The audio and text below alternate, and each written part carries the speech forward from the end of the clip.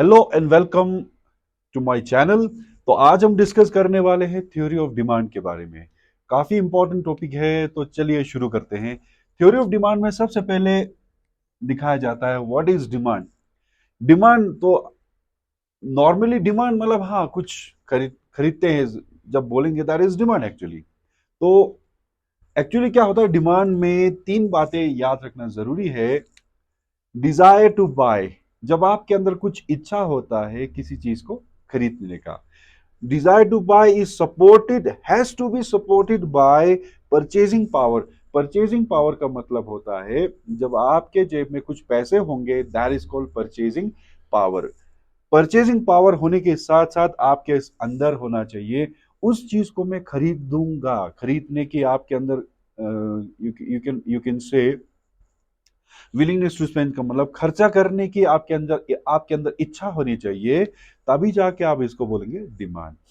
Okay, demand means to ask something which has to be supported by amount of money in your pocket, and you are willing to spend money on that particular product, that is called demand.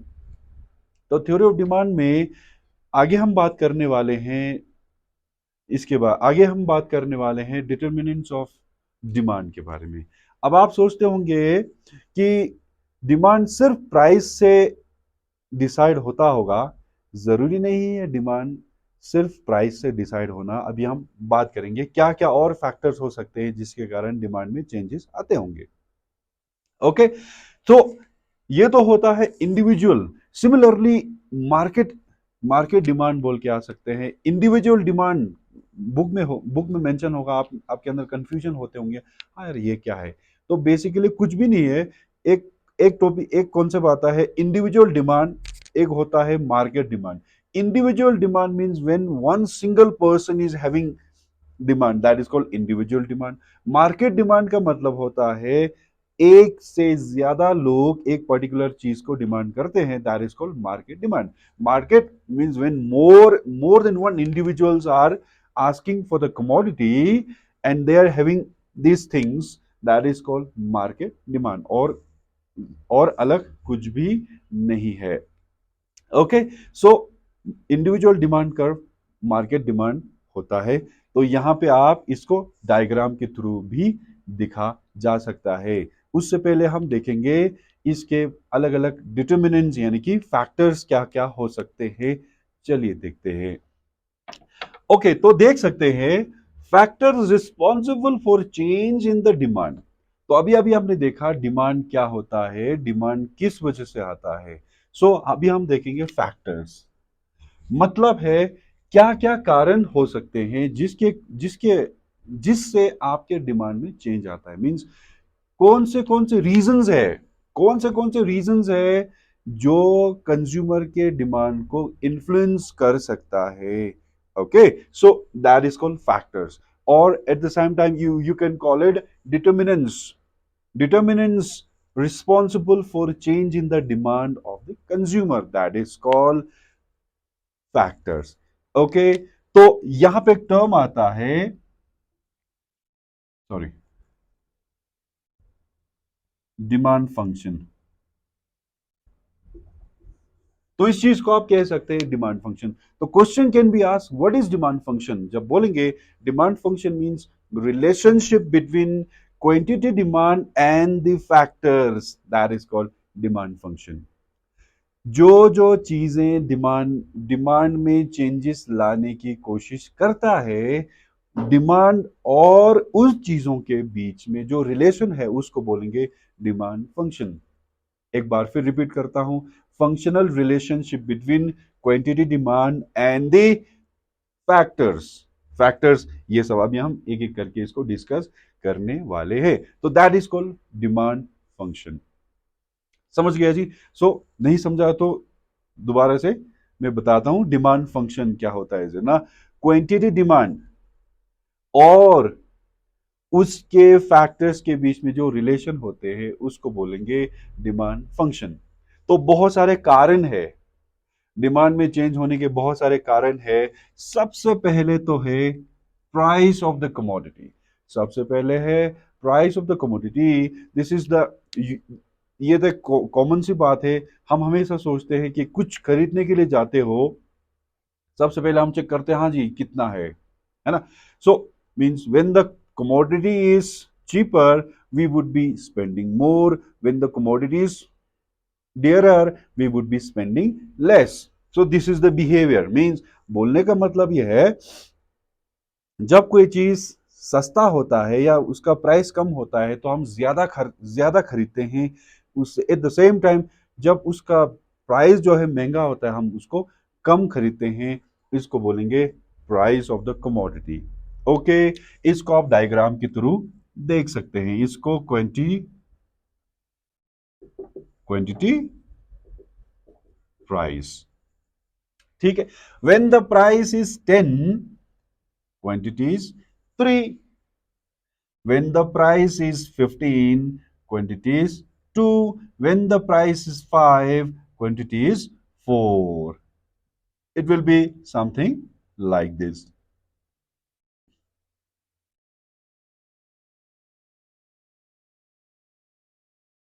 तो ये आपने ये देखना है, जब price मान लीजिए Maggi का प्राइस है 10 rupees, Maggi is the 10 rupees. Okay, so जब मैगी 10 रुपए का था तो आप 3 मैगी खाते थे। ओके, क्योंकि आपके बजट लिमिटेड है, आपकी मम्मी ने आपको 10 रुपए दिए हैं, बोला कि बेटा जाके मैगी लेके आओ। सो आप दुकान पे गए, सॉरी 30 रुपए दिया तो दुकान पे गए तो आपने 3 मैगी लेके आया। मम्मी ने 30 रुपए दिया, जाओ मैगी लेके आओ, the price is 10 rupees, you are having the purchasing power to, you are having the purchasing power to purchase 3 Maggis, क्योंकि आपके पास 30 रुपीज है तो 30 रुपीज का आपके पास परचेजिंग पावर है, तो आप 3 मैगी खरीद सकते हो 10 रुपए। 1 मैगी 10 रुपीज, 3 मैगी 30 रुपीज।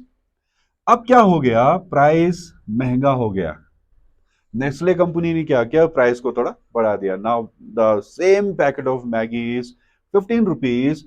अब आप क्या करोगे, अब आपके पास मम्मी ने इस बार भी 30 रुपीज दिया, जाओ बेटा मैगी खरीद के लाओ, तो आप अभी 3 मैगी आप नहीं खरीद सकते हो, तो आप कितने मैगी खरीद सकते हो, 2 मैगी खरीद सकते हो 30 रुपीज। 1 मैगी 15 रुपीज, तो 15 × 2 30 रुपीज, 30 रुपीज में आप सिर्फ 2 मैगी ही खरीद सकते हो। उसका उल्टा जब मैगी का प्राइस 5 हो जाएगा, मैगी का प्राइस 5 हो जाएंगे, now how much Maggi you will be able to purchase, you will be able to purchase more than 3. Just assume 4 Maggies you can purchase. More than 4 maybe. 30 rupees was there. हवाले। सो तो this is the thing, इस चीज को आप describe कर सकते हैं। Means जब मैगी का प्राइस चेंज होता है तो मैगी का डिमांड में भी चेंज होता है। This is called demand function. समझ में आया। सो नेक्स्ट में देखते हैं income of the consumer. Income of the consumer means जब आपके जेब में 10 रुपए है तो आप 1 मैगी खरीद सकते हो, जब आपके जेब में 20 रुपए है तो 2 मैगी खरीद सकते हो, जब आपके जेब में 30 रुपए है तो आप 3 मैगी खरीद सकते हो। और यहां पे ये बात आपने याद रखना है, प्राइस इज कांस्टेंट। यहां पे फैक्टर क्या है, इनकम, प्राइस इज कांस्टेंट। यहां पे इनकम कांस्टेंट है तो यहां के केस में आपको प्राइस कांस्टेंट होना पड़ेगा। प्राइस कांस्टेंट होगा तो आप क्या कह सकते हैं, income is the factor responsible for change in the demand, not the price. Nestle ने प्राइस के मैगी चेंज नहीं, सॉरी, नेस्ले ने मैगी के प्राइस में चेंज नहीं किया, बल्कि क्या हुआ, आपके मम्मी ने जो 30 रुपए देते थे, अब आपके मम्मी ने क्या बोला, आज से तुमको 20 रुपए ही मिलेगा। तो उस केस में आप क्या कर सकते हैं, 3 मैगी के कंपेयर में आप सिर्फ अभी 2 मैगी ही खरीद सकते हो। और उसका वैसा वर्सा उल्टा सिचुएशन में क्या होगा कि आप क्या कर सकते हो, आपके मम्मी ने ₹30 के बदले में आपको ₹40 दिया, आज तुम्हारा पॉकेट मनी बढ़ा दिया, और मैगी का प्राइस है कांस्टेंट, तो आप 3 के बदले में 4 मैगी खरीद सकते हो। तो आई होप ये डायग्राम आप कर सकते हैं, कर सकते होंगे। चलो मैं कर देता हूं। ठीक है, यहां पे क्वांटिटी, क्वांटिटी, प्राइस। प्राइस को ऐसे रखना है, price is constant, price is constant, quantity is not constant. Okay, so जब आप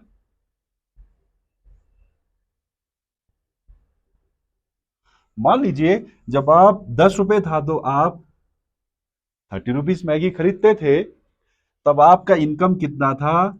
आपका इनकम ₹30 था, तो आप 3 मैगी खरीदते थे। अब क्या हुआ, आपके इनकम बढ़ गया, आपके इनकम कितना हो गया? 40, आपके इनकम बढ़ गया, तो आपने अभी 40 सॉरी 4 मैगी खरीद रहा है, पहले 3 मैगी खरीदता था।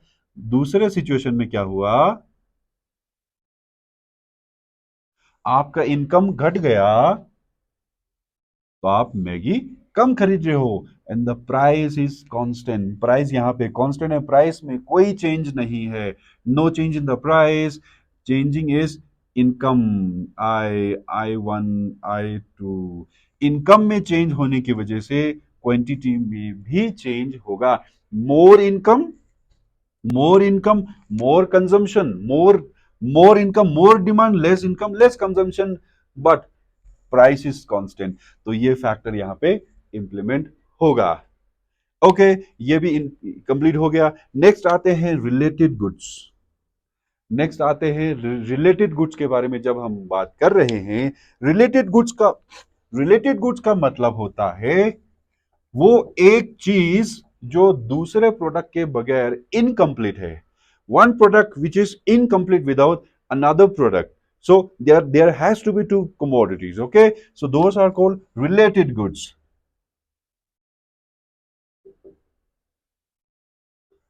There are two types of related goods. One is substitute,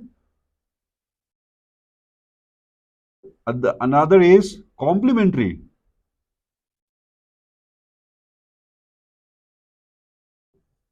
So there are two types of related goods, you say. So one is substitute goods, another is complementary goods. If I call you, if I say substitute goods, substitute goods का मतलब होता है एक product, दो product same same है, means दो products, यानी कि मान लीजिए this pen and this pencil both can be use to write something, so these two products you can call it substitute goods. समझ में आया? किताब में एग्जांपल दिया होता है चाय और कॉफी का, ठीक है ना? एक आदमी को चाय पीने का बहुत ज्यादा शौक है, तो चाय अगर महंगा हो गया, वो क्या करेंगे? क्योंकि उसके पास सब्स्टिट्यूट है, coffee will give that person the similar taste, not same taste but similar taste, sweetness दोनों सेम सेम है, तो कॉफी नहीं पी, सॉरी चाय नहीं पिएंगे तो उसको कॉफी पी सकते हैं, तो वो बंदा जो है कॉफी कंज्यूम करेगा। सिमिलरली चाय सस्ता हो गया तो कॉफी का डिमांड कम हो जाएगा। समझ में आया? So these are called substitute goods, or you can say Coca-Cola and Pepsi, both looks dark in color, both taste similar.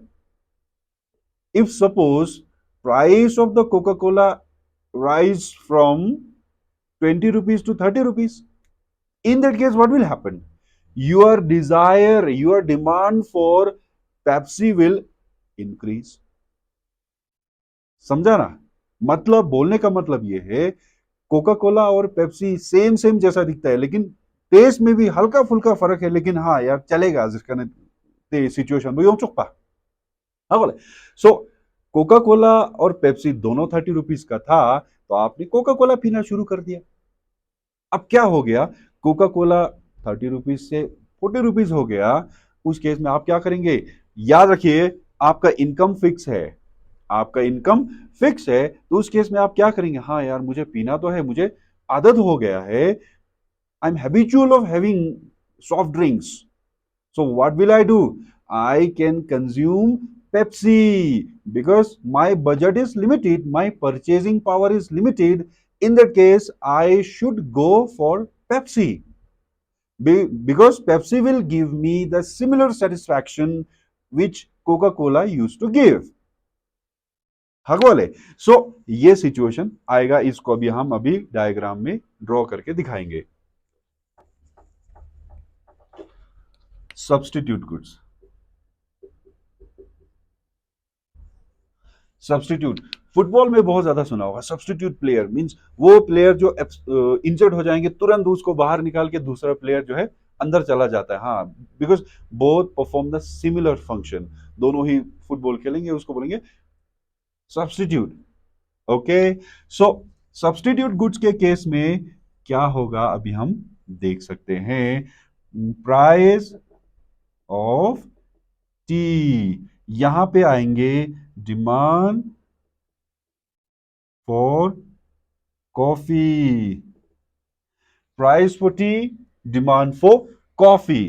तो आप यहां पे देखेंगे, आप ये सोच रहे होंगे यार ये क्या है, ये क्या है, क्योंकि हम सब्स्टिट्यूट गुड्स के बारे में डिस्कस कर रहे हैं. तो यहां पे एक प्राइस दूसरे कमोडिटी का होना चाहिए, क्वांटिटी दूसरे कमोडिटी का होना चाहिए. ओके, प्राइस इज 10, कॉफी का प्राइस भी 10 है, टी का प्राइस भी 10 है. तो उस केस में आप क्या करते थे,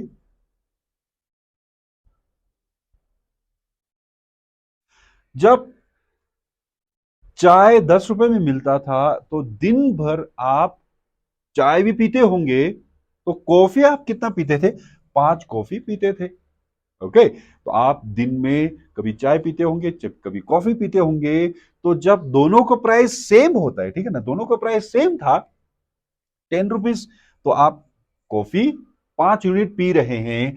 तो यहां पे क्या हुआ, चाय 15 रुपीज हो गया, चाय का प्राइस 15 रुपीज हो गया. तो आप क्या करेंगे, आप क्या करेंगे, क्योंकि आपके पास लिमिटेड मनी है, लिमिटेड परचेजिंग पावर है, तो आप क्या करेंगे, you will go for more coffee, you will go for more consumption of coffee. तो समझ में आया, means when the price of coffee, when the price of tea increases to 15, क्योंकि आपके बजट, आपके परचेजिंग पावर फिक्स्ड है, तो price, इसके प्राइस इंक्रीज होने से आप कॉफी के कंजम्पशन में ज्यादा करोगे.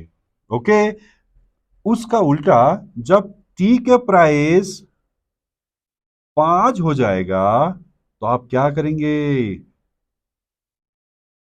कॉफी कम पिएंगे. आप क्या करेंगे, कॉफी कंजम्पशन कम करेंगे, कॉफी आप लेस कंज्यूम करेंगे. So this is the diagram of substitute goods. I hope आपको समझ में आया होगा. सो रिलेटेड गुड्स में ये सब्स्टिट्यूट गुड्स के बारे में अभी हम डिस्कस कर रहे हैं. ओके, सो दोबारा देखिएगा, जब चाय का प्राइस 10 था तो कॉफी आप 5 पीते थे, बाकी चाय पीते होंगे, समझा. तो कॉफी, चाय 10 रुपए से 15 रुपए हो गया, तो आप क्या करेंगे, कॉफी ज्यादा पिएंगे, 7 यूनिट्स पिएंगे. और जब चाय का प्राइस 5 रुपए हो जाएंगे तो कॉफी आप कम पिएंगे. क्यों, क्योंकि ये दोनों रिलेटेड गुड्स हैं. तो इसी का दूसरा होता है कॉम्प्लीमेंट्री.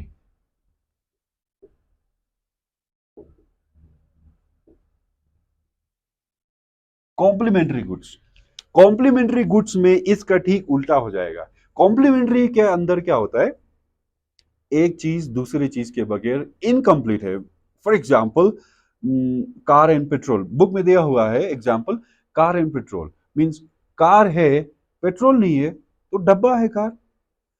बहुत ज्यादा पेट्रोल है, कार ही नहीं है, तो क्या करूंगी, पेट्रोल को पी नहीं सकता ना. तो these two products are complementary to each other. One is incomplete without another. ठीक है, जैसे हस्बैंड और wife, one is incomplete without another. Example होता है ना, मीन्स बोलते हैं ना कि भाई हस्बैंड के बगैर वाइफ अधूरी है, वाइफ के बगैर हस्बैंड अधूरा है, वगैरह वगैरह. ओके, सो कॉम्प्लीमेंट्री गुड्स में आपने क्या करना है, दिस इज योर होमवर्क, आप अपने तरफ से कर लीजिए। करने के बाद और मैं दोबारा करूंगा नेक्स्ट वीडियो में, आप कर सकते हैं। इसमें क्या करना है, यहाँ पे एक कमोडिटी का प्राइस डिमांड रखना है, दूसरे कमोडिटी का यहाँ पे प्राइस रखना है, और यहाँ पे आप क्या कर सकते हैं, और उसमें यहाँ भाई जब पेट्रोल का प्राइस राइज हो जाएंगे आप गाड़ी कम चलाओगे। ओके, व्हेन पेट्रोल सस्ता हो जाएंगे आप गाड़ी ज्यादा चलाओगे। गाड़ी ज्यादा चलाने का मतलब demand for the petrol, when the price of the petrol falls, you will you will ask for more petrol, that means आप गाड़ी ज्यादा चलाने का काम करेंगे। और ज्यादा पेट्रोल महंगा हो गया, अरे नहीं नहीं नहीं नहीं, मैं गाड़ी ज्यादा नहीं चलाऊंगा। तो this is the situation, you need to draw the diagram in similar way। okay, see you in the next video। I hope आपको समझ में आया होगा। तो दोबारा रिवाइज करेंगे इसका, ये पार्ट 1 है, पार्ट 2 चैप्टर पूरा कंप्लीट नहीं हुआ, पार्ट 2 में हम इस चैप्टर को कंप्लीट करेंगे और देखेंगे, इसमें दोबारा इस चीज को रिवाइज करेंगे। ओके, तो और भी चीजें बचता है जिसको हम कंप्लीट करेंगे, और थोड़ा बहुत और टॉपिक्स हैं। तो वीडियो समझ में आया तो प्लीज लाइक कीजिएगा, वीडियो को शेयर कीजिए और सब्सक्राइब कीजिए। Okay, subscribe the channel. आप लोग सब्सक्राइब बिल्कुल नहीं किए, प्लीज सब्सक्राइब कीजिए, और इससे मुझे और ज्यादा मोटिवेशन मिलता है वीडियोस बनाने में। So thank you for watching the video, and see you in the next lecture। Till then, bye bye।